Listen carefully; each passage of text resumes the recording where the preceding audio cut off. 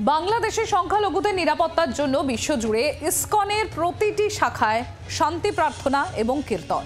কলকাতায় ইসকনেও প্রার্থনা কীর্তনের আয়োজন। দিল্লি থেকে একাধিকবার ঢাকাকে অনুরোধ করা হচ্ছে সংখ্যালঘুদের নিরাপত্তা নিশ্চিত করার জন্য।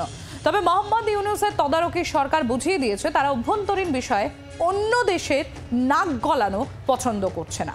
বাংলাদেশের সংখ্যালঘুরা নিরাপদেই রয়েছে বলে দাবি সে দেশের অন্তর্বর্তী ইউনূস সরকারের। তবে চিন্ময় কৃষ্ণ দাসের গ্রেফতারি পরবর্তী সময়ে বাংলাদেশে একাধিক মন্দিরে হামলা ও ভাঙচুরের অভিযোগ উঠে এসেছে। কলকাতায় ইসকনের মুখপাত্র রাধারমন দাস তিনি দাবি করেছেন শুক্রবার আরও ৩ সন্ন্যাসীকে গ্রেফতার করা হয়েছে। চট্টগ্রামে আইনজীবী হত্যার মামলায় যাদের বিরুদ্ধে অভিযোগ দায়ের হয়েছে তাদের বেশিরভাগই সংখ্যালঘু। এবং যেরকম আপনাদের জানালাম যে বাংলাদেশের সংখ্যালঘুদের নিরাপত্তার জন্য বিশ্বজুড়ে ইসকনের প্রতিটি শাখায় শান্তি প্রার্থনা এবং কীর্তন।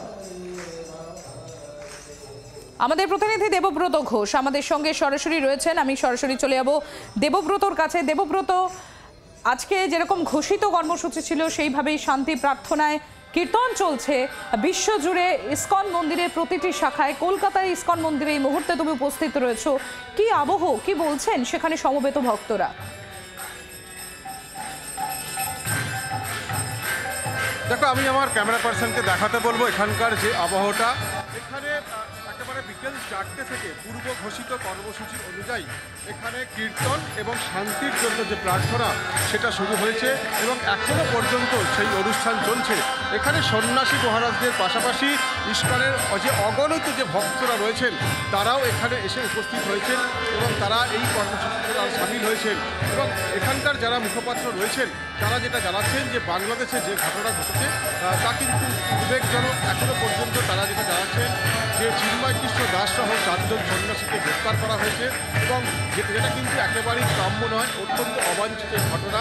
সে কারণেই তারা চাইছেন শান্তির বাতাবরণ ফিরে আসুক বাংলাদেশে এবং তারা যেটা মনে করছেন যে সব দিক থেকেই তারা চেষ্টা চালিয়ে যাচ্ছেন, কিন্তু তারা মানুষ যখন অসহায় হয়ে পড়ে তখনই তারা ভগবানের কাছে প্রার্থনা করেন এবং যে কারণেই তারাও আজকে এই কর্মসূচি নিয়েছেন।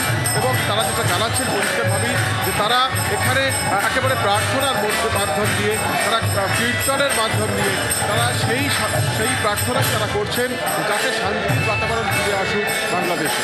সম্পূর্ণ